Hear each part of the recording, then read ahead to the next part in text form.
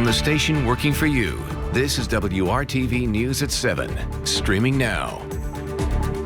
In just 2 hours, President Trump and Joe Biden will share the stage for the final debate of the 2020 election. In Nashville, they will make their last pitch to American voters, even though millions have already cast their ballots. Thanks for joining us here on the News at 7. I'm Mark Mullins. And I'm Amanda Starantino. While President Trump is in Tennessee, Vice President Mike Pence is here in Indiana. About 15 minutes ago, he arrived in Indianapolis. Pence flew in from Fort Wayne, where Pence and the Trump campaign held a rally. Tomorrow morning, the Vice President and Second Lady Karen Pence are scheduled to cast their ballots in Indianapolis.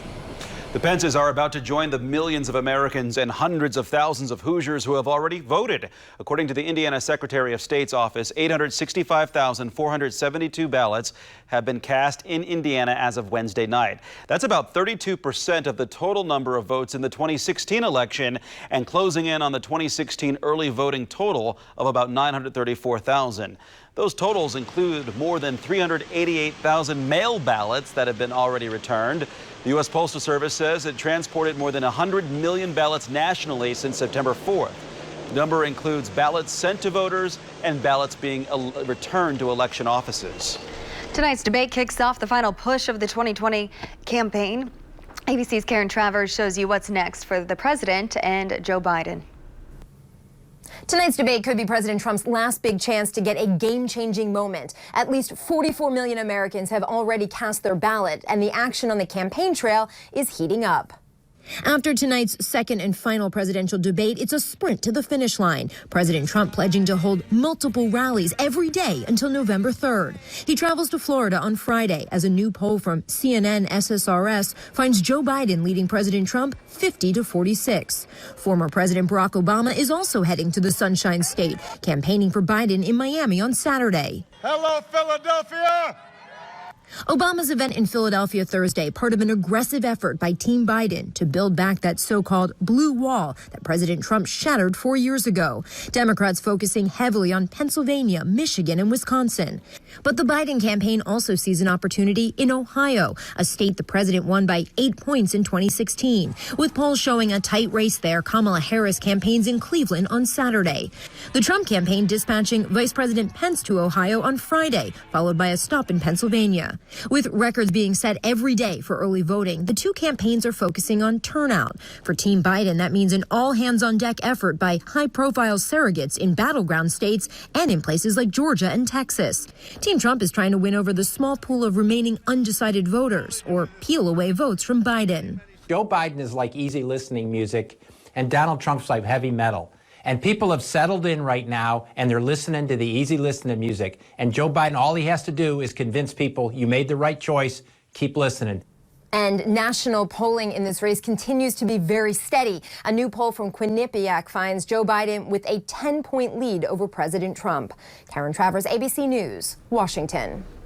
You can watch ABC News coverage of the debate right here on WRTV beginning at 8 o'clock. And for info about voting deadlines and the candidates on your ballot, head to WRTV.com/election2020. A beautiful day to get outside and enjoy that warm weather that we had return. Let's check in now with Storm Team Chief Meteorologist Kevin Gregory to see when that all goes away. Hey, Kevin.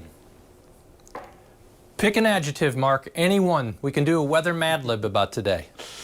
Beautiful, gorgeous, all of it. We don't have time to finish it. Spectacular, yeah, un-October-like, certainly. Temperatures along the Wabash in the low 80s. You get down to Bloomington, 85 today. No record for Indianapolis as temperatures did reach 80 this afternoon, and there's still a little glow. Remember how this was our go-to camera, a week or two ago, just to enjoy the setting sun. Now the sun is setting before the 7 o'clock news starts. Temperatures turning much colder from Iowa northwest. We're still in the warm sector and will stay there through tomorrow afternoon, but at this time tomorrow night, temperatures will be falling. The transition will be marked with some thunderstorms, 2 to about 7 o'clock tomorrow evening. A few of those could be strong. The main threat from the strongest storms would be damaging wind. Of course, lightning makes every thunderstorm dangerous. We'll talk about Friday night football forecast and the temperatures for the weekend and beyond coming up. Doctors are warning the COVID-19 surge will continue to get worse this fall and winter. Today, the Indiana State Department of Health reported the single largest day increase of new COVID-19 cases. 2,880 positive cases were identified between the 17th and the 21st and added to Indiana's total. The Department of Health is also reporting 42 new deaths that took place between October 1st and October 21st. Now, as of yesterday, more than 1,500 Hoosiers are hospitalized with the virus. This is a look at the COVID-19 status map for each Indiana county. The number of counties at the highest orange and red levels has more than doubled since last week. Those colors mean there is a higher potential for community spread of coronavirus. Here in central Indiana, most counties are in yellow or at a moderate risk for community spread. On Wednesday, Governor Eric Holcomb faced questions about why he's keeping the state in stage 5 as positive cases, hospitalizations, and deaths continue to increase. WRTV's Cornelius Hawker shares the governor's response and perspective on the decision. From the number of positive tests to hospitalizations, medical experts agree Indiana is heading in the wrong direction. That's why some people are questioning Governor Eric Holcomb on if he'll decide to step back from stage 5 of reopening in our state. It was one of the first questions he was asked about in his weekly coronavirus update. Stage 5 has got nothing to do with any campaign. This has got to do with safely getting back to school, getting our economy fully open to the extent that it can be safely, and that's happening all over the state of Indiana. For more than 5 minutes, Holcomb defended his decision to keep the state in stage 5. We know how to fight back. Back to what Dr. Weaver said, we know a lot more about this. We know how to fight back. We know we can control what we can control. And that has to do with distancing, that has to do with masking up, that has to do with good hygiene, all those best practices. So looking at it from a different perspective, I think we've seen how this virus has evolved over the last 9 months. We don't know how much it is going to evolve in the next 9 months. That's Dr. Rajat Kapoor with IU Health, who says he and his colleagues have learned a lot about the coronavirus in the same time frame that Hoosiers went from staying home to stage 5. Several trials that have come out and even our own experience at IU Health and surrounding hospitals, we've identified several modalities that we can use to help these patients, which has put them in a better position to treat those who are hospitalized. But to the question about whether or not we should roll back our reopening, Dr. Kapoor says that's up to our government leaders, and all we can do is follow health guidelines that have been determined to work. We can follow simple precautions, and if you all follow simple precautions, it does not matter. Working for you, Cornelius Hawker, WRTV. Remdesivir has become the first drug in the U.S. to be FDA approved for treating coronavirus infections. Until now, it has been only given to hospitalized patients under an emergency use authorization. Earlier this month, the World Health Organization sponsored a global study that found remdesivir did not help COVID-19 patients recover faster or survive the virus, but a U.S. study shows that it did shorten recovery time by about a third for some patients. One company developing a vaccine says it's on track to finish enrolling participants in phase 3 of its trial. Moderna also said it plans to make the vaccine affordable, below $40 per dose for most customers. The U.S. Health and Human Services Secretary says a vaccine could be available to all Americans by the end of March or early April. We learned Indiana's vaccine plan includes healthcare workers receiving vaccines first. Still ahead tonight on the news at 7, we're learning new information about the Pope's support of civil unions for same-sex couples, and an attorney shares what the revelation could mean for 2 high-profile cases.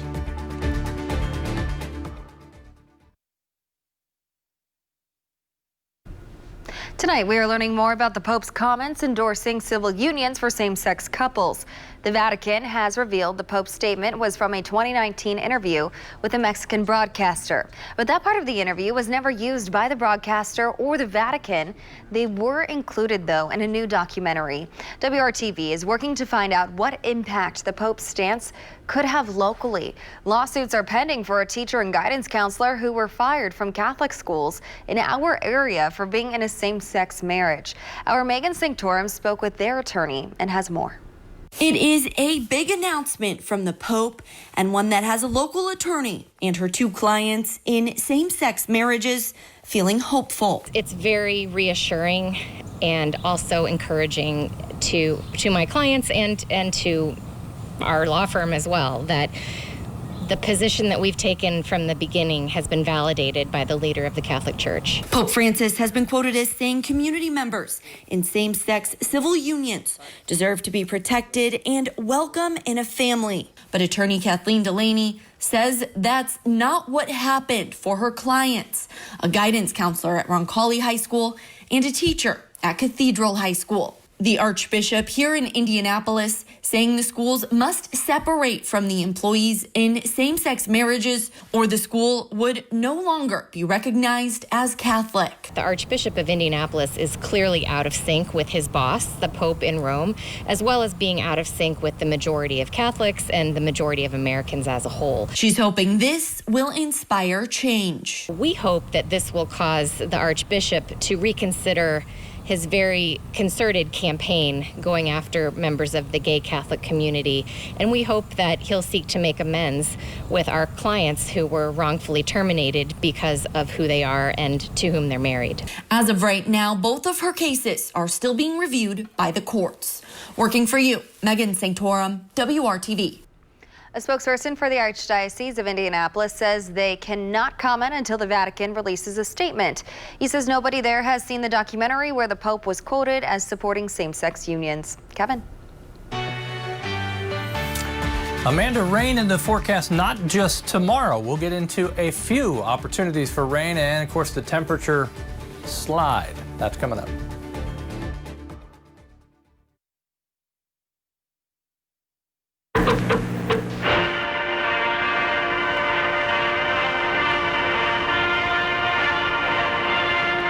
In today's Throwback Thursday, it was 35 years ago this week that filming began for one of the best-known movies ever made in Indiana.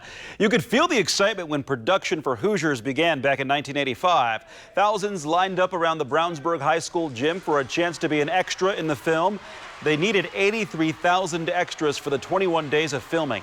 Our Derek Thomas spoke with some of the real-life Hoosiers who were hoping to become stars for a day. Well, I like movies, and I would like to see myself on a screen. I can have a lot of spirit, enthusiasm, and a lot of character. Just about everyone who came was cast and was issued tickets to get into the filming in Brownsburg, which begins Monday. Shooting on the $6 million movie is scheduled for completion December 7th. Hoosierland will never be Hollywood, but oh, what fun for a few months out of the year. That's a wrap. Reporting from Brownsburg, Derek Thomas, Channel 6 News. And you can see more of this story, plus a story from former WRTV reporter Greg Todd from the set of the Hoosiers after the filming began. That plus all of our Throwback Thursday stories at our website, WRTV.com/history. Kevin. Well, Mark, I immediately texted Derek Thomas when I saw that story, that throwback story was coming up. Make sure he was watching. Well, temperatures across central Indiana, unbelievable today. Not record, but grabbed your attention and work up a sweat if you were out doing anything today. Maybe a lawnmower or two was running in your neighborhood, or a lot of leaf raking. One more day tomorrow. Temperatures not quite as warm, but still 75, unusually warm for this time of the year with little humidity. The thunderstorms that arrive will mark the transition to sustained and much cooler temperatures, not just for the weekend, but for much of next week. Notice there's a chance of rain in the morning. The highest probability for rain and thunderstorms will be from 2 to about 7 o'clock as a cold front generates a line of thunderstorms, a few of which could be strong. It will send temperatures falling in the afternoon, especially west of Indy, and then quickly falling as we get into the evening hours, even in central and eastern Indiana as the front moves through. There is a marginal, which is a low risk for an isolated severe storm. Don't think this would last too long, and damaging wind would be the main threat from the stronger storms. Cold front will generate a shower thunderstorm threat in the afternoon. There we are in the early afternoon. By evening, 7 o'clock, you can see it pushing to the south and east and opening the door to much cooler temperatures from a third to maybe an inch of rain in an isolated spot. So another soaking rain in spots. The wind starts howling out of the north-northwest, signaling the arrival of the cooler temperatures. Headed to high school football game tomorrow evening. Definitely take a coat with you and be prepared for a couple of showers before they finally end and the game finishes under dry conditions, but cool. Dry Saturday, chance of rain increases Sunday night. Then I think we see widespread rain once again on Monday. 53 will be Monday's highs, and look at the lows next week in the 30s. Mark and Amanda? Thanks, Kev.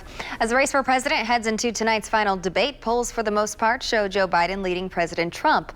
But after 2016, can you trust the polls? Our Joe St. George takes a look at the polling process and what's changed in the last 4 years. I don't even look at the polls.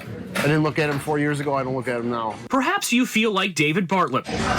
When he's out to eat and talking politics, he has no time for anyone that brings up the latest presidential polls. 4 years ago, it was supposed to be a landslide Hillary victory, and what happened? So is Mr. Bartlett right? Are polls irrelevant, or can you actually trust the polls? To find out, Patrick Murray, we interviewed Lee Miringoff, two of the nation's most respected and experienced pollsters, Patrick Murray of the Monmouth University Polling Institute and Lee Miringoff from Marist College Poll. I think there's a lot of benefit. Miringoff still views polls as a useful tool, revealing which issues matter the most to voters, and also a source of information beyond just what the candidates and maybe even the media are offering about a race. For Patrick Murray, polls provide a public service. Polling gives us a window onto who we are as a people.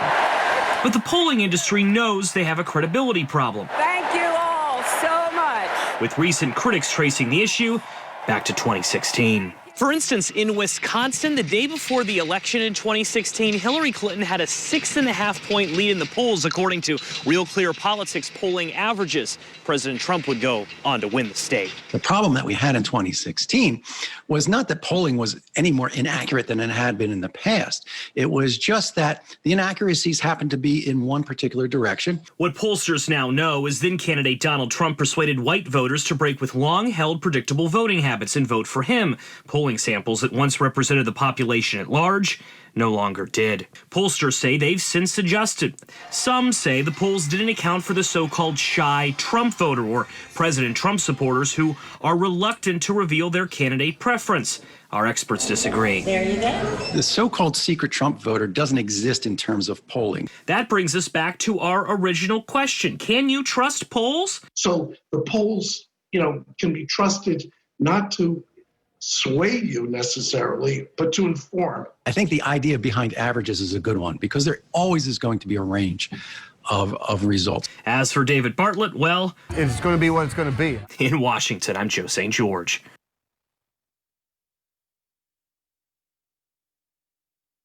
The pandemic is even forcing Santa to get creative to visit kids before Christmas. The website chitchatwithsanta.com allows families to schedule a call with Santa. The call lasts 6 to 10 minutes and costs $28 if they are booked before December 1st.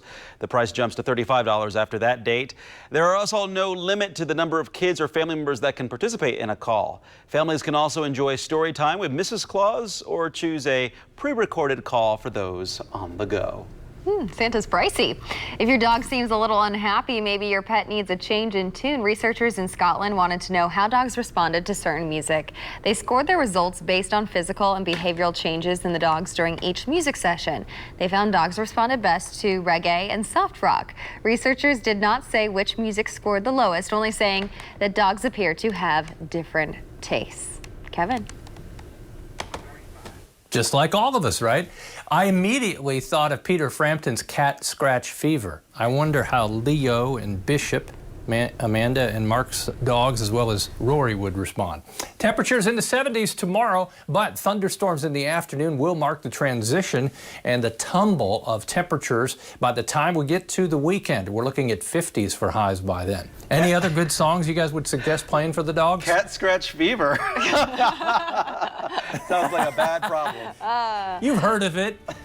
Leo likes his classical music. Just relax, chill. Calms the savage beast. That's going to do it for us here on the WRTV News at 7. My chihuahua's a savage.